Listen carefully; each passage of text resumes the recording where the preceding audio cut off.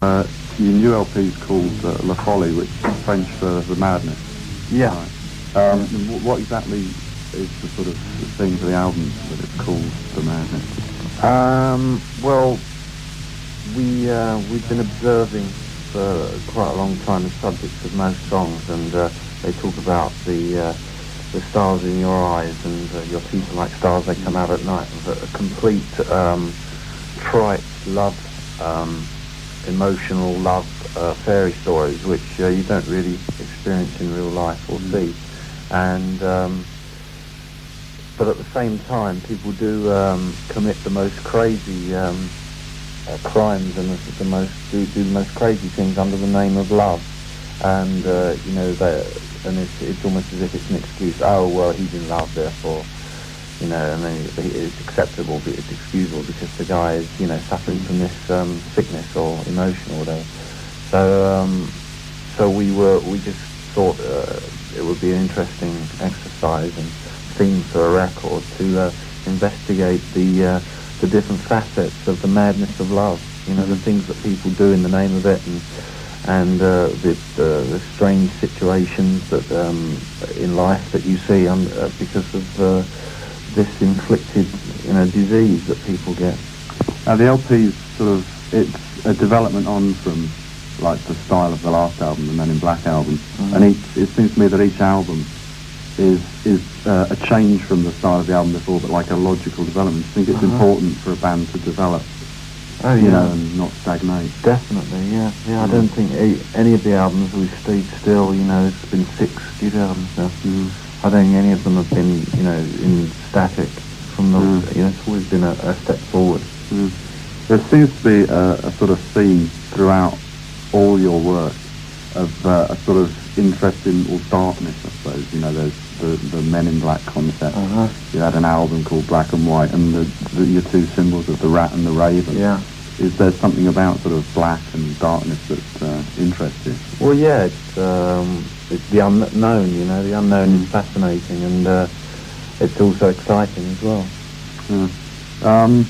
You've never really been sort of classed as a political band in the same way as the Clash, say, but there is like a sort of political content in some of your songs, like Sweden, Curfew, Enough Time, but it's sort of like politics you're sort of observing rather than preaching. We don't agree with telling people what to do or dictating to people. I mean, that's a fascist attitude. I mean, all we'd like to do is point people in a certain at things and say, look, if you realise that is happening, or because we see these things, and we just want to try and we're sort of journalists in a way, just like you. You run your own what you call an MPs and Stranglers. Yeah. What was the sort of idea behind setting that up? Well, it was we were so frustrated with reading in the press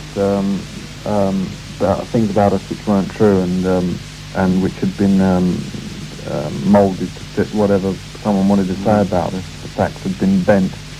That someone, a fan of ours, suggested that we do our own press, and we said, well, that's a good idea, maybe we could start a fanzine. And this guy volunteered to do it. His name was Tony Moon. He's not doing it anymore, but he started it out.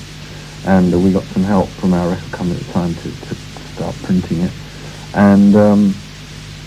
And we just managed to keep it going. And in the last year, it's come on by leaps and bounds. And now it comes out every 2 months.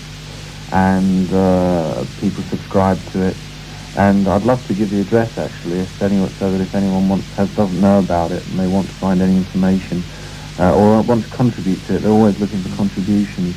We want to offer it as well as a platform for journalists whose work gets edited. They send in pieces to the newspaper cuts it all up, and it doesn't get used. They don't use it, the piece, and we offer the Strangled as an alternative outlet for any press people that someone's written that got censored or was too heavy or something like this.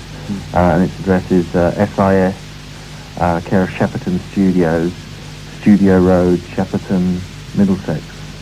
What do you think of the way the music business is sort of heading? It seems to be becoming very faddy to me. Well, I think that as we're entering a depression, and people are gonna want more entertaining. So therefore, it's going to be a boom period for any entertainment industry, which obviously involves the music scene.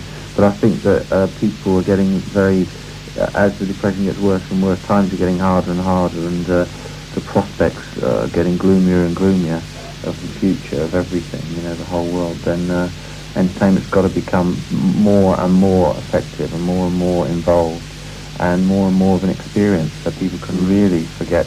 If it needs an awful big experience or to get involved in something awfully big to forget that the world might end next week, with an atomic explosion. So that's what I mean about gigs and everything. It's got to become more. You've got to involve the people more and give them a real feast, and I think everything's going to get much more lavish. Yeah. There's always been a sort of thing of trouble with the Stranglers, like even early on you had the trouble with Jean-Jacques and his conscription in France, and there was your drugs bust and the Nice trouble, and then you had all your equipment nicked in America, didn't you? It seems that some groups have been most of those things happened over a period of about 18 months since we in fact recorded a track called Men in Black, and it all seemed to start happening then. And since we've steered off that course, and left that dog to rest, to sleep, things have suddenly changed again, and we've stopped having bad catastrophes happening to us. Do you ever see you returning to the idea of the Men in Black? Well, only at a point where we could afford to suffer any financial disaster and survive it. Until that point, we just can't take the risk, Are you still interested? Perhaps you'd like to explain to the people who don't know what the Men in Black idea is. Yeah, well, people who see UFOs all over the world, unidentified flying objects, they, some of them report them to certain authorities and press, and all these people that get exposure for their sightings, they seem to get have visits by guys dressed in black with hats on, who warn them not to try and silence them and embarrass them and harass them and warn them that, not to spread the information. And every government denies their involvement with these guys. And yet all over the world the experiences seem to be the same, and there seems to be a concurrent coincidence of facts that, and there's no way where two people, one lives in South America and one lives in Russia, no way they know each other and they could tell each other what to say, and yet they say exactly the same things that have happened to them. So it's a strange phenomenon, worthy of more study, but it's a phenomenon, it's unexplained, it's the unknown. Now, Tony Visconti mixed the Folie album. Yeah. How did that association come about?